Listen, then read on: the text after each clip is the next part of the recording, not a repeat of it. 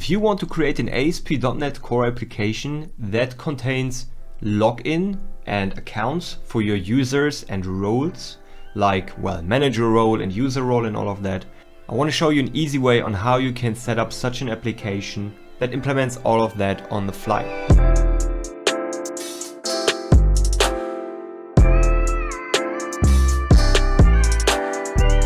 If we create a new ASP.NET Core application and we select the MVC, the Model View Controller template, right? That's very important. You will come to that window right here, and in authentication type, you can simply open up that drop down and go to individual accounts. Now, in that way, we will have a database context. So entity framework will get added to our project.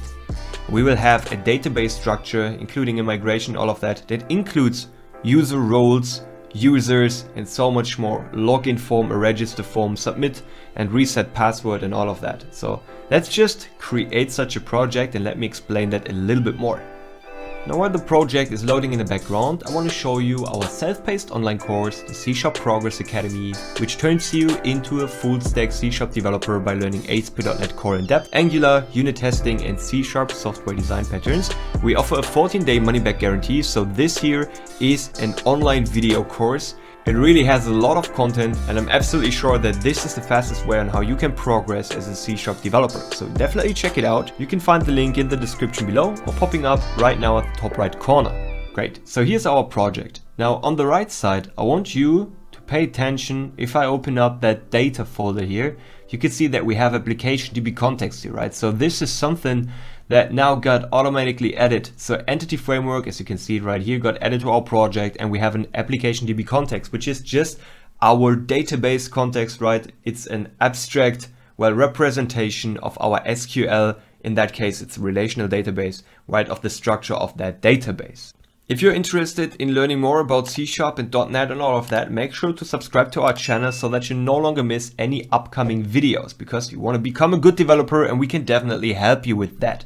So subscribe to the channel and give this video a thumb up so that we know that you are interested in more ASP.NET videos. Now, if you, just to point that out, if you want to know how you can set up an application DB context and connect the database in ASP.NET Core from scratch without having to select especially this template, please check out our video. It's popping up right now. There you will learn how you can connect to a database from ASP.NET Core. Now, can you see that the application DB context that we have right here is inherited from the identity DB context? Well, let's press F12. Let's dig deeper into that. If I now zoom out a little bit, I don't need that window here. Let me just close that. You can see that we have a generic type user here.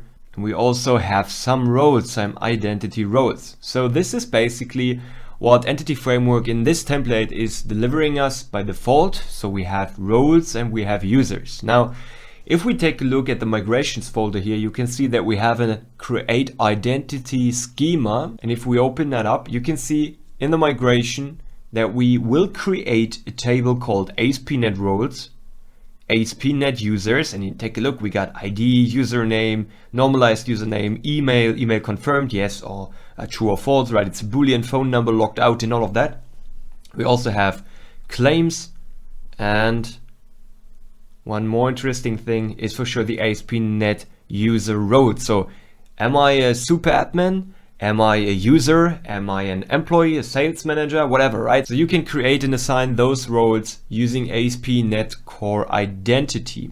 Awesome. So now let's execute that migration. I mean, it's a fresh project, so I will have to start everything from scratch. So our application will get created. Well, now if we pick that template and we go to app settings JSON, you can see that one testing database or local database connection string automatically got created, right? So this is, well, getting created as soon as you select this template. So if I now start that migration and I simply run update database, there we go, it will now execute all migrations.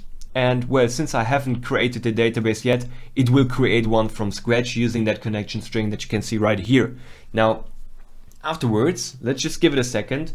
We will dig deeper into the created SQL database to see exactly what got created after running the migration. So there we go, the migration is done. Let me go to View. Let me go to SQL Server Object Explorer. And here we got our SQL database, if I open up the tables, you can see that we have ASP.NET Role Claims, ASP.NET Roles, ASP.NET User Claims, and all of that. And the most important ones are ASP.NET Roles, ASP.NET Users, and ASP.NET User Roles. So ASP.NET Users are your general registered accounts. ASP.NET Roles is just a summary of what roles you offer, like Super Administrator, Employee, or Guest, for example, right? Now, those are 3, and the ASP.NET User Roles is kind of the linking table. So what user does have which role? So there might be an entry like user Yannick has the role of super admin. User Mark is a guest. All of that, right? So those are the 3 most interesting tables that are getting created from scratch if you use that identity. Awesome. Now let me close that again. Perfect. So we also have a video on how you can find the identity pages, because if we start the application, you can see a login page and a register page. So if you are interested in finding out how you can access the code of it, because you will not find it in the template right here, you have to manually add the scaffolding elements, right? Because if I open up identity and pages, I can only see kind of any shared layout page right here. So if you're interested in that, check out the video that we have created on that topic. And well, yeah, you can now use the user manager and the role manager from the identity namespace to create new user accounts if you want to, but you can also just start the application and all the functionality will be provided anyway. And you can take the user role manager to, well, create new roles and to assign roles to users. Now, if you want to know how this works in detail, please give this video a thumb up or write it down in the comment section so that we can create a video regarding to that topic, but it's fairly easy. Just search for the user manager and the role manager. There are just a couple of methods that you can call to create roles, assign roles, and all of that. So if we click on register on the top right side, we will have a register form. All of this works out of the box. We can set up an account. We can log in using that account afterwards. We just have to make sure to disable email confirmation. And yeah, this is basically how you can set up an MVC application that automatically includes user accounts and roles.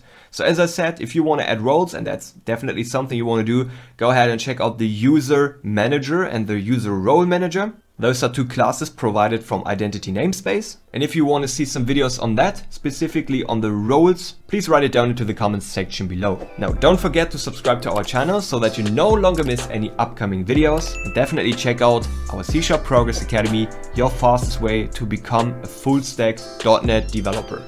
Thanks for watching, and I'll see you next time.